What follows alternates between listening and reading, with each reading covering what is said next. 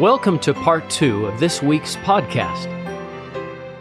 So what I'm talking about here is verse 33, where Jesus says, "If ye enter not into my law, ye cannot receive the promise of my Father, which he made unto Abraham." And I think what he's talking about there is marriage.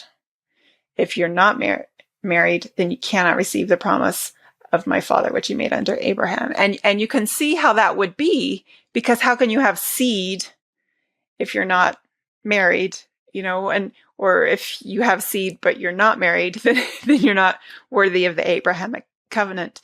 But that's tough. And this is another place where we have to be relying on God and the atonement to make everything right, because some people don't have the opportunity to marry. For some people, it's not going to happen for a wide variety of reasons. For a lot of people, this would not happen. And it makes me not even want to talk about marriage, because I can think about how painful it can be for a lot of people listening. But if we don't talk about marriage, then we lose sight of it as a guiding ideal that's really important. And even in the secular world, you find information about how important it is. There are studies that children do a lot better when their parents are married. It's better for the rising generation. I was reading an NIH funded study this morning about how people who married live longer. It's good for us. That there's also a lot of evidence that when there's a divorce, men become less happy and women become more happy. And to me, that's a call. That's a call that we need to do better in our marriages, in making them serve women as well as they serve men. But in addition to all of the spiritual growth that comes with marriage, there are concrete practical reasons that even sociologists, running studies, see that marriage is an important thing on a society level for us to pursue. Yeah. Well, and I think what you did there, Kate, is yes, we're going to talk about the ideal, but let's see people. Let's hear people. Let's make sure we acknowledge the pain that comes from living in a fallen world where the ideal often, you fall short of the ideal, that something happens. And I've thought of some of the incredible scholars we've had on who are single, John, and just are incredible minds, people in every way, servants of the Lord. And yet this blessing isn't available to them for some reason or another. I think Kate did an excellent job there of let's see this. Let's make sure we acknowledge this pain. And I think the Lord does that too, right? But he doesn't shrink from the ideal because of it. President Ballard recently gave that talk and acknowledged this huge group of our church, a large part of our church, the single adult, and which is this can be a painful topic for them too. Over half of the members of Relief Society are unmarried. Yeah. So that might be people who were married and are now widowed, but at this moment, over half of the members of Relief Society are unmarried. Yeah. So. And Kate, wouldn't you say the Lord is interested not just in this life, but the next?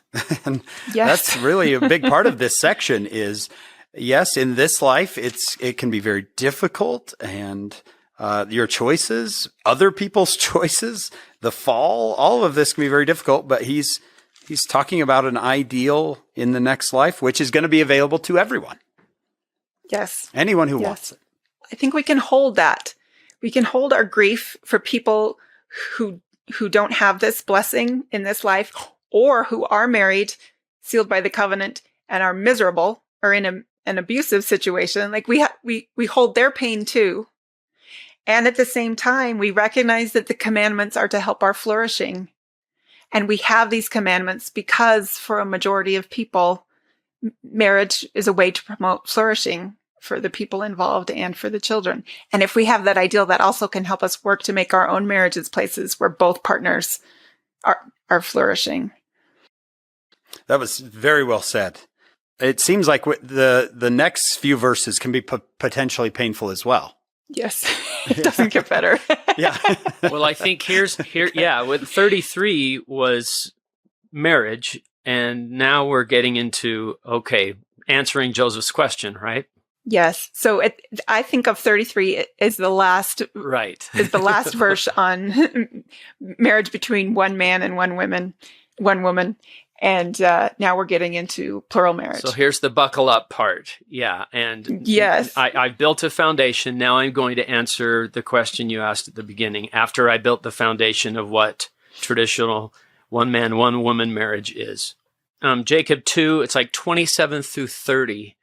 And when I look at verse 30 in there, that's like one of the only scriptural hints that we have of one of the possible reasons of plural marriage is that if I will raise up seed unto me, I will command my people, semicolon, otherwise they will hearken to these things, the verses above, one man, one woman in marriage. So I'm glad you brought those verses up. The very reason Jacob brought them together was because they were using the scriptures to excuse themselves in marrying more than one person, having more than one relationship. And Jacob is ready to bring down the hellfire on him for, you can't do this. This is not okay. Using David and Solomon, whose names are going to come up here, as a matter of fact. I'm glad John brought up those specific verses and read them. And that information about to raise up a righteous seed, we have allowed that in our imaginations to give us inaccurate understandings. I don't know about you when you were on your missions. When I was on my mission, I taught what my trainer had taught me, and it's incorrect. And it was to say that the reason we had plural marriage in Utah is because there were more women than men. And so in order for all of those women to be able to be married, there had to be plural marriage. And that's not true. That's incorrect. There were more men than there were women. But the thing that is correct is there were more righteous women than there were men. There were more women who took the restored gospel very seriously, and church participation and obedience and all of that very seriously. So for a woman who wanted that kind of a relationship, her choices were more narrow. Okay. I'm not saying that explains plural marriage. Right. But we also see that the descendants of those plural marriages, hardly any, if any, I'm trying to remember descendants of plural marriages that took place in Nauvoo. But there are definitely a lot of descendants that resulted from plural marriages in Utah. I'm one of them. And among them have been church leaders for decades, for generations. So it did produce a righteous seed. Okay. Yeah, that's really good. He starts out by coming back to Abraham. Yes. Right. I'm glad you noticed. Yes. And these verses, I think, teach us important things about the practice of plural marriage, which God wanted at this particular time. And one is Sarah gave Hagar to Abraham to wife. Yeah. So God commanded Abraham, and Sarah gave Hagar to Abraham to wife. I wish I could ask our listeners what they make of that. Yeah. What I think is Sarah had agency here, right? There was consent from She might not have a ton of agency, but she gave her consent. And I think Jesus is setting this up as a model here, that a first wife gives consent to other marriages. And the way this played out in Nauvoo was more complicated. This didn't always happen. Nauvoo plural marriage is very different than Utah plural marriage. In Nauvoo, they were trying to figure it out. They knew there would be a lot of social opposition. They knew it could wound a lot of their loved ones, and they were keeping it secret as they tried to figure it out, but the secrecy was really wounding too. So this part of it was sometimes, but not always fulfilled in Nauvoo, and including in Joseph and Emma's own marriage. Really good point. In Utah, it was more often, there's still, fallen people. There were still people who didn't obtain the consent of their first wives to take on more wives. But the rule, they were supposed to. Well, it's important here that God was involved Sarah was involved. Yes. And that's why he says they were not under condemnation, for I, the Lord, commanded it. Yeah. Great point. That's essential. That's essential for this to be okay. And then it's really strange because suddenly we go back to Abraham in verse 36, but we're not talking about plural marriage again. Abraham was commanded to offer his son Isaac. Nevertheless, it was written, thou shalt not kill. Abraham, however, did not refuse, and it was accounted unto him for righteousness. I like that the Lord is bringing up this Abrahamic test, as we've come to call it, because I feel like plural marriage is kind of an Abrahamic test for the whole church, and even for us today. Even for us today, trying to make sense of this is kind of an Abrahamic test for some of us. Yes, absolutely. And a lot of the people who were alive during the time when this practice was part of the church, they referred to it this way as an Abrahamic test. Abrahamic test. Mm-hmm. And why an Abrahamic test? Because it was as painful as having to offer up your son as a sacrifice. It was, this was painful. All of the ideals that they had of romantic marriage, of the intimacy of marriage between two people instead of marriage among five people or more. They had to give up all of those ideals, which were really, really valued and prevalent in society at that time. We even more so than now. Now we have a lot of other visions of marriage than they did back then. So this was tough. This was a big ask. Kate, I don't know if you're going to bring this up later. I don't want to steal it from you. But if I remember right, when Joseph introduces this principle to Brigham says, it's the first time I desired the grave. He saw a funeral and he envied the corpse that he saw in the funeral. Yeah, he said, I'd rather die than live this. Yes. Right. I hope I didn't steal that from you, but I imagine everybody felt that way. I think that what I read is nobody liked it. Hiram, Joseph's own brother, just resisted for years. And Oliver for a couple Cowdery, of years there, pretty upset with Joseph. And and then imagine the women who heard about this, because usually because they were invited to be sealed to Joseph Smith, they hated it too. But that we're on the foundation of God's love and grace here in this section. And God did. He answered prayers. And not every woman said yes. And those women who said yes, they had spiritual experiences, deep ones, profound ones, letting them know that this was God's will. So they didn't have to go into this blind. Most women would have to have something pretty powerful, and so agency consent still operative here is what you're saying. Yes, absolutely. And for, we always think about how tough it was on women, and it was also so tough on men. This is not an easy thing, financially or emotionally. Yeah. I want to make a note about verse 36, where he mentions this commandment to sacrifice Isaac, right? Nothing, just imagine that. We all have children. Everyone listening probably has nieces and nephews or children or just the idea that you're going to sacrifice this child is horrific. And I think it was meant to be. It was meant to be a severe, severe test. Well, I can't imagine.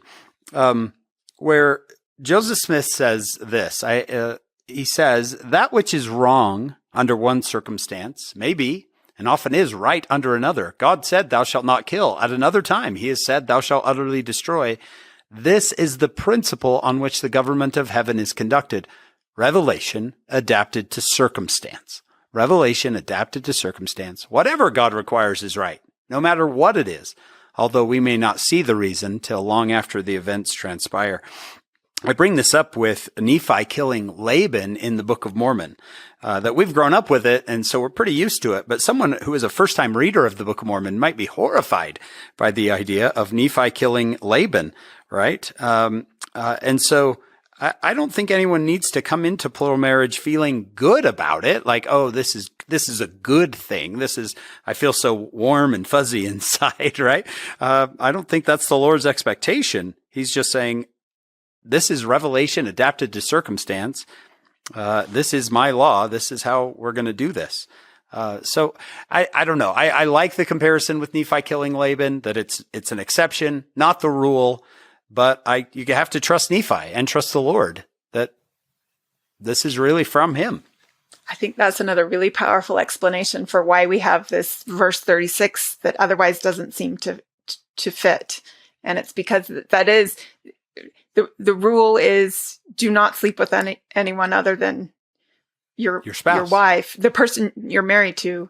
But then here's the situation, just like Abraham's situation, just like Nephi's situation, where you do something different. I think that's exactly why it's in there. Wow, this is intense scripture. Let's keep going, Kate. Keep walking us through this. So then we get several scriptures again looking to ancient prophets who had more than one wife, and it explains that most of them, it was accounted unto them for righteousness. They were not sinning when they did this because they were doing it according to God's will. But then one of them did not do it according to God's will. This is verse 39 with David.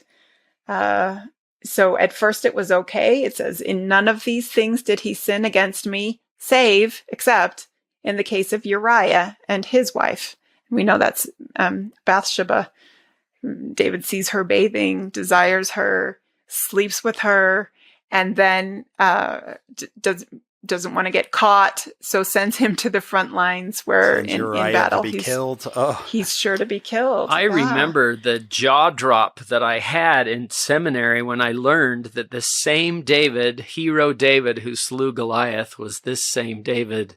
I thought, wait, but no. But yeah. He slew Goliath. Such a disappointment. So 8-foot giants are no problem, but your own lust. Oh man, that was a sad day. Yeah. Yeah. And so we see what happens to him. David hath fallen from his exaltation. He received his portion already. He shall not inherit more out of the world.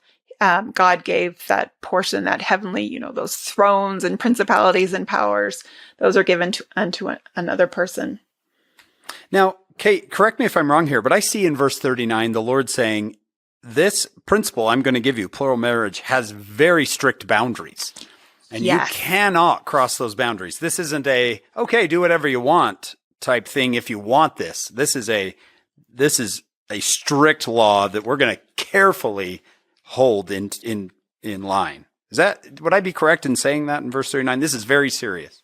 I think that's absolutely true. So I think we've learned two things so far. And the first is that the first wife should consent. And the second is that this is not a free for all. And the way this played out, the way my house is a house of order comes out in what we're talking about now is you had to ask the prophet. Right? You couldn't practice plural marriage with authority unless you had Joseph Smith's permission, and then in Utah, Brigham Young's permission. Isn't that Joseph's conflict with John C. Bennett? Is John C. Bennett is seeing hey, I can do whatever I want here, and Joseph is, no, this is strict. Yes. And John C. Bennett had not been brought into this story with Joseph. Like, he just heard rumors, but he hadn't invited, Joseph Smith had not invited him to practice plural marriage, but he took those rumors and used them. And so did a few other of his friends, used them to seduce women, saying, and because they were friends with Joseph Smith, women believed them. I have authority. Joseph Smith has told me that I have authority to sleep with women that I'm not married to, and did. And then those women had to come up on public trial. And we don't know a lot of detail about plural marriage in Nauvoo because it was secret and people didn't even write. Most people, there are a couple of exceptions, didn't even write about it in their journals. But we do have these court cases of people who were seduced and deceived. And so because this could be so abused, the Lord is putting very strict rules on it, and he uses David as an example. Mm-hmm. And another evidence of why we learned early in this section, my house is a house of order. you can see how high the stakes are with that by the time you get here. And I'm glad about that. I don't know. There's something about that says, yes, I'm going to command this, but this is a very strict, careful principle that we're going to live. That gives me confidence moving forward with this. I'd like to make sure, and I want to restate something Kate said. So you had to be invited by the president of the church, by the prophet, to participate in this, whether that was Joseph or in Salt Lake Brigham. But there were some who lied and said that they had been, So I have heard percentages thrown around. I don't know, maybe this isn't the time to talk about it, but about how many were actually practicing this in Salt Lake era, for example. How many of the men of the church were practicing this in Salt Lake or Nauvoo? Do we know? Do we have good numbers? We don't have good numbers. Not for lack of trying, but the people who have looked very closely at this still feel that there are too many sort of questions and not enough data to really come out with a secure number. We know it was not a majority of people; it was a minority of people, especially a minority of men. That's what I think Elizabeth Keene called historical silence. Right? She said you got to get used to historical silence. She has a lot of good phrases, good smart phrases. So we know there are clearly very specific ways to go about doing this. And then finally, we know that agency is essential. And we see this in the way that Joseph Smith went about this. He didn't tell women they were going to be sealed to him or to someone else. He asked them and he invited them to go on their own and think about it and pray about it. That was a very important part of this process. And let's talk about when this revelation, we talked about how this revelation came in July of 1843, but that is not the beginning of plural marriage. And again, there are a lot of question marks, but it looks like Joseph Smith was probably in about 1833, sealed to what was probably his first, plural wife. And we don't know with some unions, because women spoke later in Utah, signed affidavits on this. We know that there was a sexual relationship that was part of some of these marriages. And we also know that a lot of these marriages didn't have a sexual component. And we also don't have evidence of any of Joseph Smith having children with any of his plural wives. So what that ends up looking like is not all of these were marriages in the sexual sense. And even if they were marriages in the sexual sense, it wouldn't have been a lot, or there would have been children resulting from the unions. So in 1843, he has this revelation, because even though God told him to practice this, 10 years earlier, and more than 10 years, he resisted and resisted and resisted. And as he describes it, an angel came to him 3 different times saying, you have to do this, and finally threatened him with death and destruction and problems it's a threat to his exaltation if he didn't do this. He finally began to practice plural marriage, but it was sort of a little bit at a time.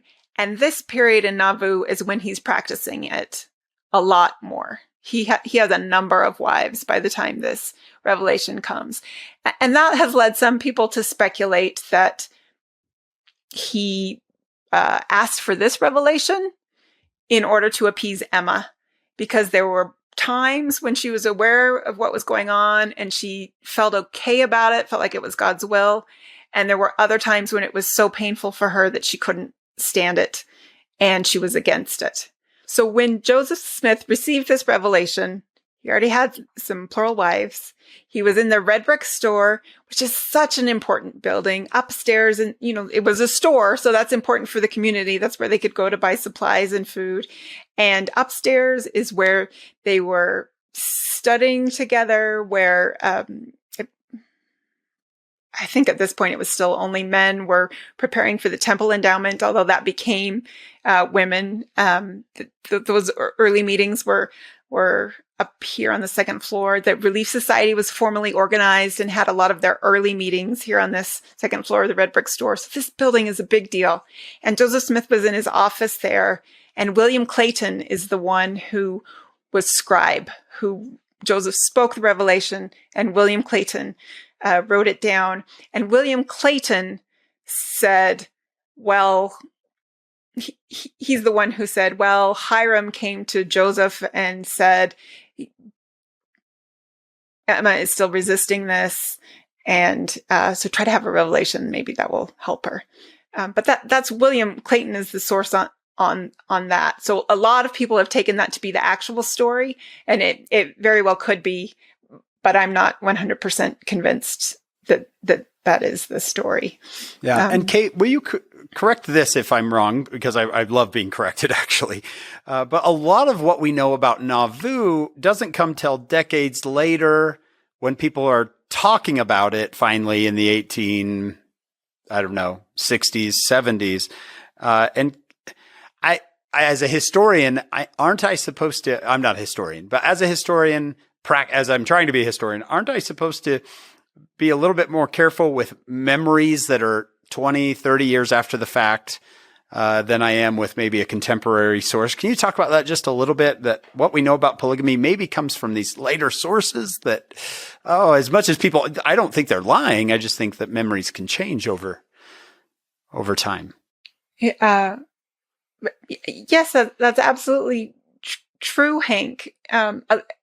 Our best friends our best tools as historians are things that are written at the really close to the time something happened. So that's journal entries and letters, and even newspaper articles. And newspaper articles are good because they're contemporary. They happened they were written around the same time as the event happened, but they're also secondhand. So they're not perfect, but they're good. But really our job as a historian is to always weigh evidence. We try to triangulate. Maybe we can get a newspaper article and a letter and then a memoir, somebody looking back and telling the story 50 years later. And then we start to feel more confident about what really happened. And this is why our hands are tied. If we only have one source that says something, it could be, William Clayton was the scribe for this revelation. He was there, but we don't have Joseph Smith and Hiram Smith saying it. So writing it down right then. We're always weighing those things carefully. This is one of the things that just fascinates me about church history and helps me extend mercy, is because the only sources we have are the only sources we have, and some are better than those. People aren't here to defend themselves. They're not here to be interviewed. And my dad once was a hero in a bad accident, and the newspaper article that came out about it was complimentary, but there were so many errors about the facts that I just think sometimes it's hard to know, and therefore we're backed up against the wall of faith and asking the Lord to help us feel peace about things sometimes, because we've got what we've got, but thankfully we have revelation and the Holy Ghost to comfort it as well when we don't get it. And because the newspaper writers have agendas too. My first experience being quoted, I did an interview. I was in graduate school. I was young still, and I thought I told a joke. And in the newspaper article, it came out that my joke ended up as the final lines of the article. Oh. And then 10 years later, the reporter used it again. Word. So we try to weigh things and keep all of this in mind. We try to be, we recognize bias, we recognize holes, and we try to have the best integrity we can have as scholars, and grace. I really believe for every historian, inside or outside of the church, you want to be honest, and you also want to give people the benefit of the doubt. Richard Bushman said so beautifully to one of his students who repeated it to me. Just know that this person that you're writing about, how will you feel about what you've written when you see them and shake hands with them in the afterlife? It's something we as Latter-day Saints keep in mind. And it doesn't, I mean, I believe those people would want us to be honest. It doesn't mean we whitewash anything, but it does mean that we approach this with empathy and respect for their humanity. Beautiful. Oh, that is so well said. I tell my students, I get my medical advice from trained doctors. I get my dental advice from trained dentists, and I get my history from trained historians. Not everyone is a historian, despite what the internet tells you. Not everyone is a historian. Just because they have a source doesn't mean that they've done the work. This might be a good chance for us to talk about a new book that I think would be helpful for anyone who's struggling, written by Brittany Nash. I think it's called, John, you can help me out here. They've done a series. I think Brad Wilcox, who we interviewed before, did one on patriarchal blessings. They have kind of similar covers. And this one, is it just called Plural Marriage, or? I think it's called Let's Talk About It. Plural Marriage by Brittany Nash. I was listening to her interview on a podcast called All In. If anybody knows that podcast, which I really like. So if anybody knows Morgan Jones, who's the interview on that podcast, tell her good job from us here at Follow Him. But I think that I just thought the things she said were excellent. I just want to read something from her really quick. It's Morgan quoted this on her interview with Brittany. She says, "When I first began my journey studying polygamy, I was angry by what I saw as an injustice that God required such a difficult principle to be lived by these faithful, tried people. But as I studied the personal writing, stories, and testimonies of polygamists, accepting them on their own terms," that's a lot what Kate just mentioned, she says, "I found peace. The practice could have never been sustained for a half century by compulsion, manipulation, or simple sexual desire. Those who set the foundation of the Latter-day Saint faith were not two-dimensional superheroes, as they are sometimes portrayed, but they were complex, strong, intelligent, full-bodied kingdom builders who were willing to leave loved ones, wealth, comfort, and native countries for what they believed to be true.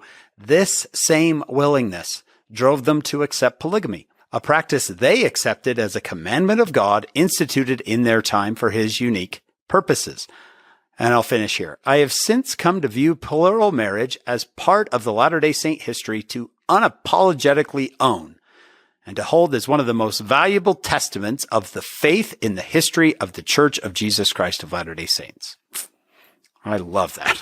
Boy, she should be a glad writer. You shared that, Hank.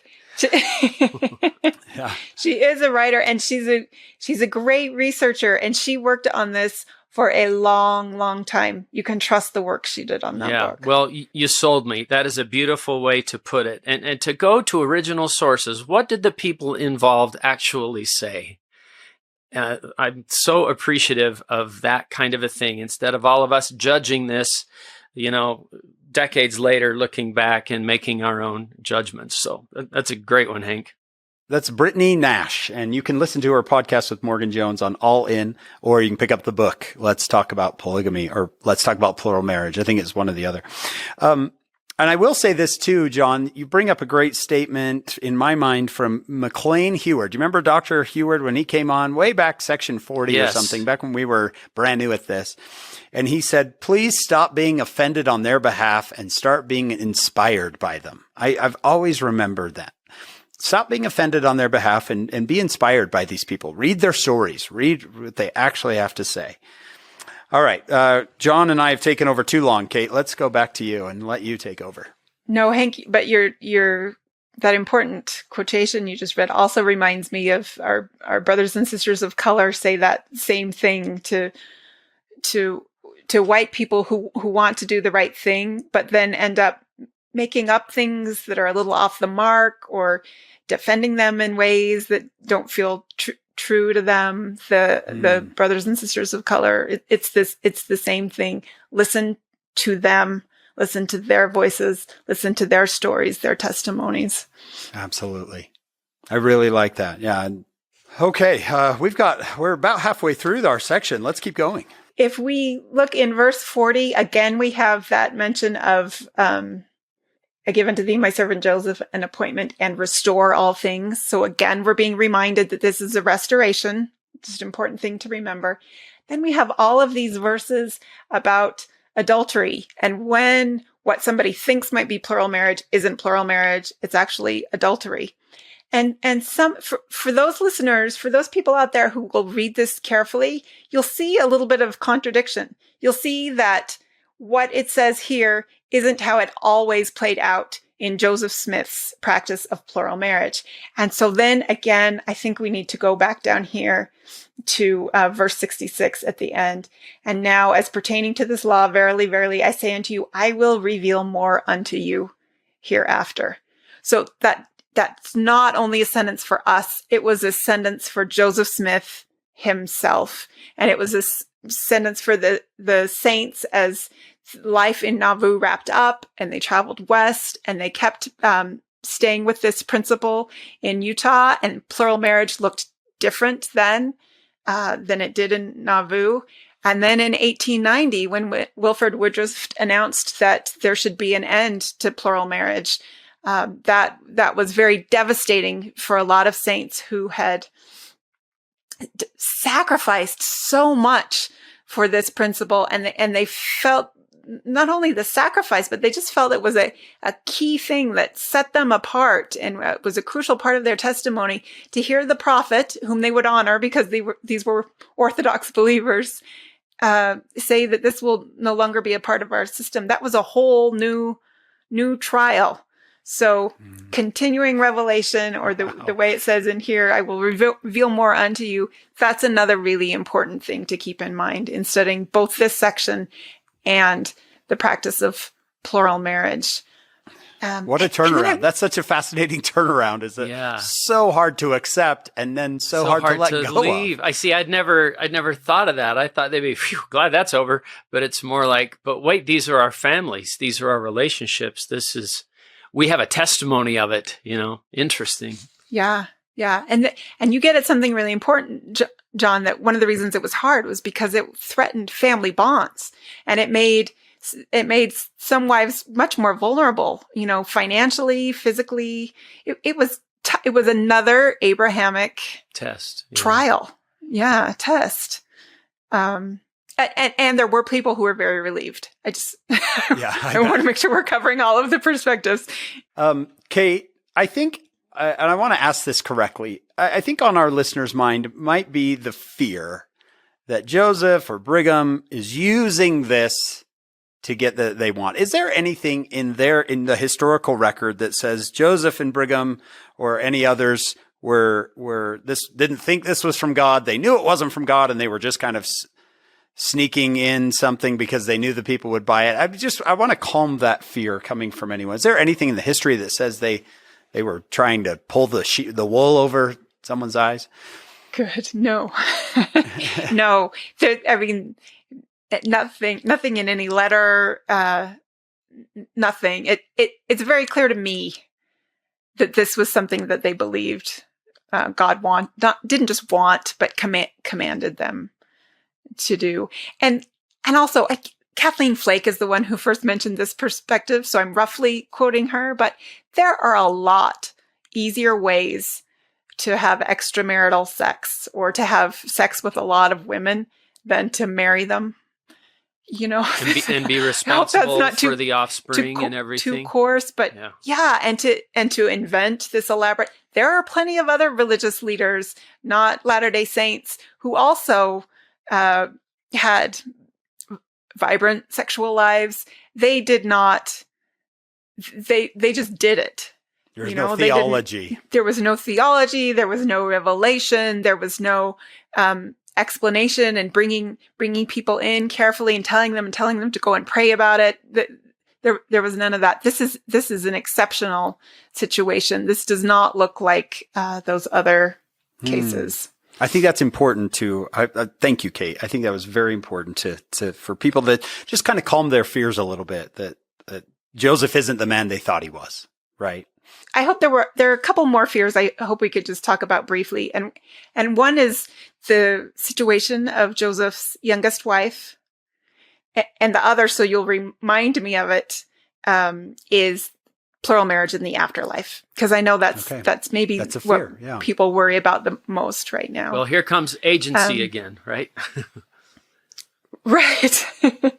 So did you want to talk about Helen Mar Kimball Yes. for a second? Yes. Yeah. So Helen Mar Kimball was 14 when she married Joseph Smith. And some of us want to think, people regularly got married at age 14 back then. Well, that was young back then. It wasn't unheard of and it was legal, but it was young. Joseph Smith didn't approach Helen Mar Kimball.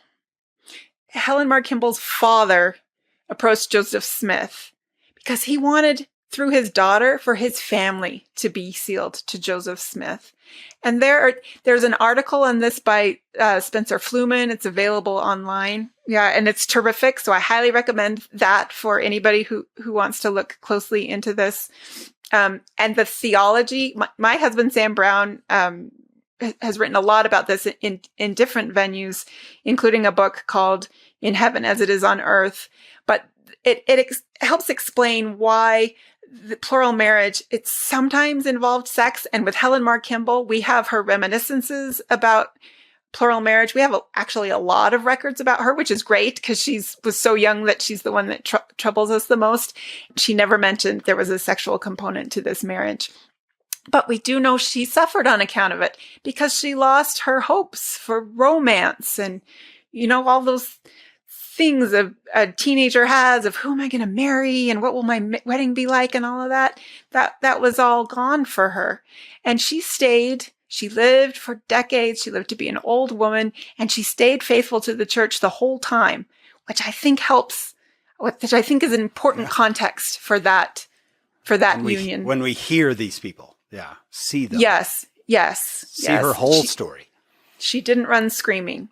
And I think I didn't finish this thought, but plural marriage was a lot. We didn't practice sealings then the way that we do now, where you're sealed, like my husband and I are sealed, and we were married in the temple, and so our children were part of the covenant with us, or another couple can join the church or get married in the temple after they're married, and then their children are sealed to them. That came much, much later. Right now, in the church, sealings meant just being part of a family network with people that would help secure your salvation. And so this is why even there are women who were married who were sealed to Joseph Smith while their husbands were alive. And that's the way to make sense of that, is maybe their husband wasn't a member of the church. And getting sealed to a really valiant person, especially the prophet. There are all kinds of people sealing themselves to the prophet, even after his death, sealing themselves as a child, sealing themselves, Right. all they these just want other to be things. Connected to him in an ordinance. They want to be connected to him and they want to be saved. And they saw being sealed to him as a way to secure their own salvation. So that is what Helen's father was trying to achieve for their family. Helen then did have a choice about whether to enter this marriage, and it was something that she prayed about. But unlike some other women who entered plural marriages, she said she did not. She had no angel appear. She did not have a large, brilliant revelation. She said she decided to enter this marriage because of logic, because it made sense to her. For the things we were talking about, her own salvation and the salvation of her family. And her records say that it was difficult, but she felt that she made the right choice in it also. And I know when I was 14, I would have been influenced. I don't want to whitewash this. I would have been influenced what my bishop, let alone my prophet, wanted me to do and what my parents wanted me to do. But it's important to me still to honor the decision that she made. I mean, Joseph Smith was also 14 when he had the first vision. It's important to me to honor the agency that she did have, the decision she made, and particularly her legacy of staying not just true to the church, but really continuing to build Zion throughout her life. And one last thought on plural marriage in Utah is that not everyone said yes to it. And those who did not say yes to it were not, excommunicated. They were not excluded. Sarah Kimball, who was one of the founders of Relief Society, after the death of her husband, she never married again. She didn't become a plural wife. And she was one of our most important leaders in Relief Society for decades. She was a Relief Society president for decades. She helped Eliza R. Snow reestablish Relief Society throughout Utah because it was disrupted towards the end of the Nauvoo period. All praise to her. All of the people in the high circles were friends with her and honored her. So you could still be socially successful in Salt Lake and in the church, even while turning down plural marriage. I think that's an important thing to understand. So really, this was for these people, we've said it, but I want to say it again, an Abrahamic test. It was very difficult. For some of them, it worked out better than for others. Some women got along really well with their sister wives, and they found they had some freedom to develop their talents, and they would take turns caring for each other's children, and it worked in a beautiful way. And other people didn't get along well with their sister wives, or there was a lot of jealousy over limited resources. So for a lot of people, there was also pain. For Emmaline Wells, whose diaries are published, we're continually publishing them, and a lot of them are online now on the Church Historians Press site. She's a fabulous diarist. Keeps very detailed diaries, and you can see in her diaries the pain that came from plural marriage, especially when she was married to Daniel H. Wells, whom she really loved, and she just wanted to have more time with him. They were both intellectuals, and she enjoyed talking with him and exchanging ideas. But you also see her absolute faith that she was doing the right thing, that he was doing the right thing. And she's devoted her entire life to building the church and supporting the gospel. So it's important for us to honor the legacy of the women and men who accepted this. Kate, what you just said reminds me of a quote from Brittany Nash, who I just mentioned earlier. It's actually not a quote from Brittany Nash, but a quote from a woman she studied, who was in a polygamous marriage and a plural marriage. And her name is Martha Cragen Cox. And this is what she wrote. She said, "To me, it is a joy to know that we laid the foundation of a life to come while we lived in that plural marriage.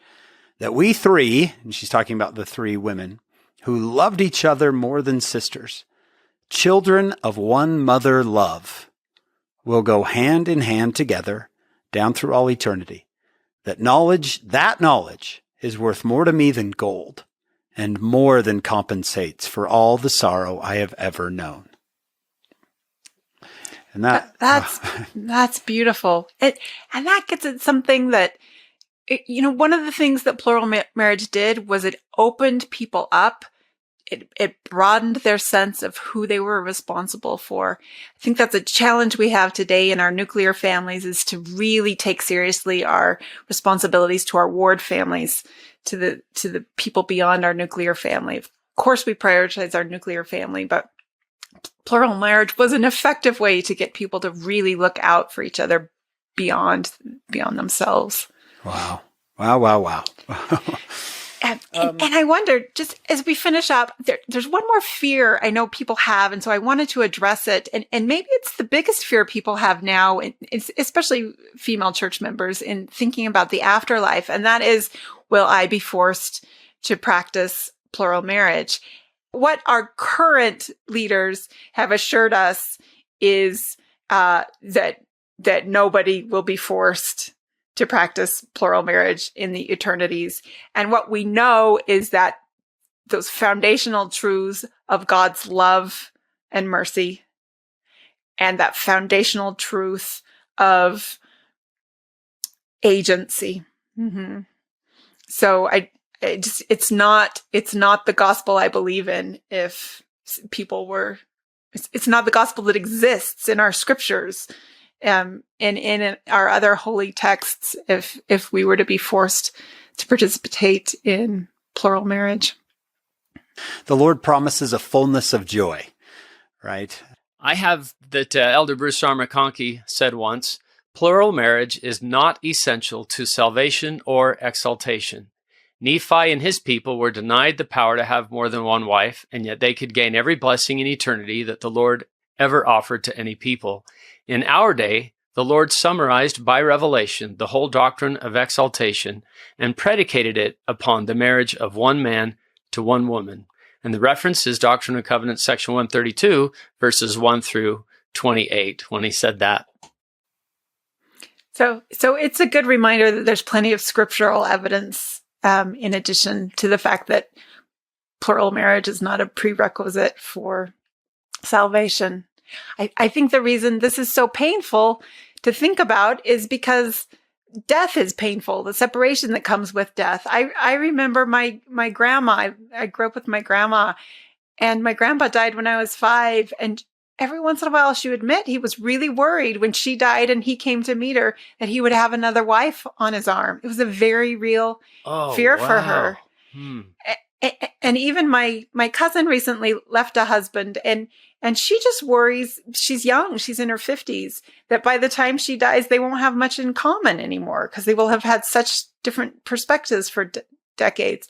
You know, with our human minds, it's poignant and it hurts. I remember I myself, when I was facing a life-threatening illness and was considering the possibility of my own death, theoretically, I'd always thought if I were to die, I wanted my husband to take another wife for companionship, for all of these good things that we get through marriage.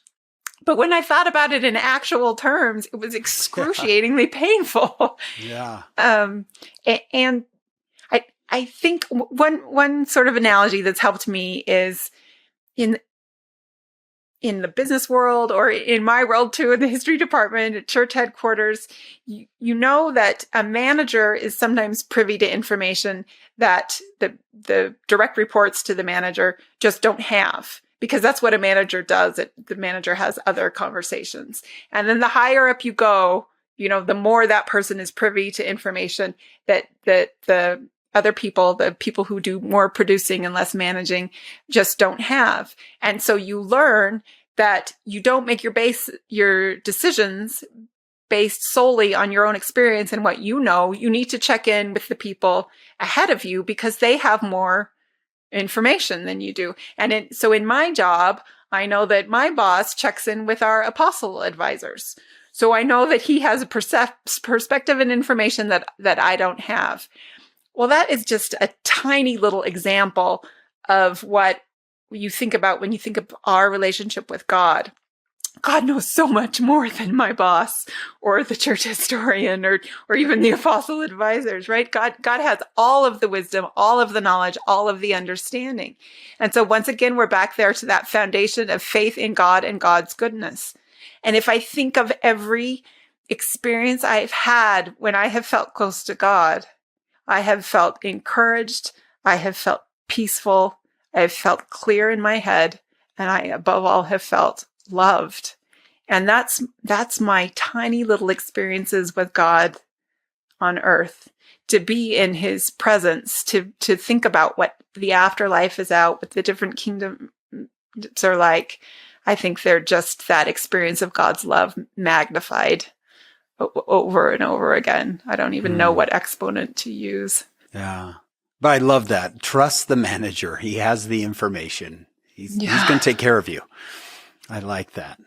Okay, Dr. Holbrook, I think our listeners would love to hear, from someone who has studied the history of the church so in depth as you have for so long. You don't look it, but for so long. What are your personal feelings towards Joseph Smith, his contemporaries, and the Restoration?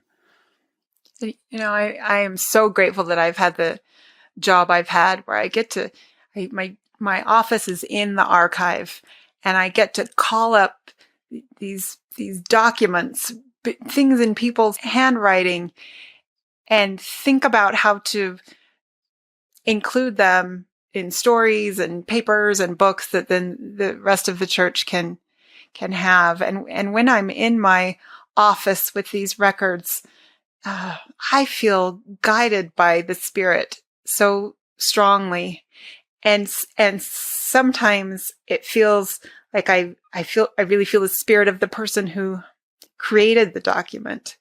Those experiences I have, sometimes it's just not being able to find something I need, and then having a missionary just stop by and wonder if I could use this, and then it turns out to be just what I need. All of those everyday miracles that have happened throughout my career at the church history department have really taught me. I have the knowledge. I know what's in the sources now, but I also have all of those, like the spiritual testimonies of the people who made the records, both because they've written things down and because I've felt them. I've felt them with me. There is nothing to be afraid of in church history, except maybe getting information from a bad source, or getting only a little bit of information when you need more. You need more context, and you need other sources. But when you see it through, and I can say this with the opportunities I've had to see things through, and I think I've seen all the troubling things through in my own research, it all increases my faith. It all increases my wisdom. There's nothing out there that I'm scared of. I know that God is in this church. I know that our Savior is in this church. I know that even this tricky revelation that we studied today, I know that God is in it, that Joseph Smith was a prophet, and that when we honor them and seek to go closer to them, they'll come closer to us. That's where the truth is.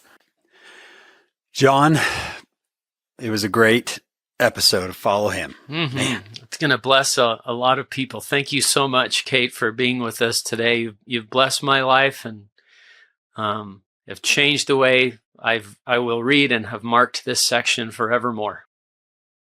Well, thank you so much for the kind words and for the opportunity to join you and talk about this. It was time well spent. We hope that all of our listeners feel the same way. We can't thank you enough for listening. We wouldn't have a podcast if it weren't for you. We want to tell you that we're grateful. We want to thank our executive producers, Steve and Shannon Sorensen, and our production crew, Will Stoughton, David Perry, Jamie Nilsson, Lisa Spice, and Kyle Nelson. And we hope all of you will join us on our next episode of Follow Him.